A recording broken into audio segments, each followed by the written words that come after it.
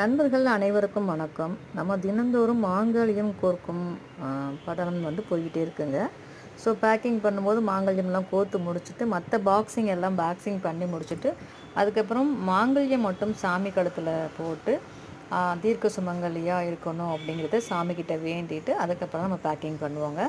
அந்த வகையில் இன்னைக்கு கோர்த்த இந்த மாங்கல்யம் மீனாட்சி சொக்கநாதர் மாங்கல்யமும் ப்ளஸ் 5 குண்டும் 4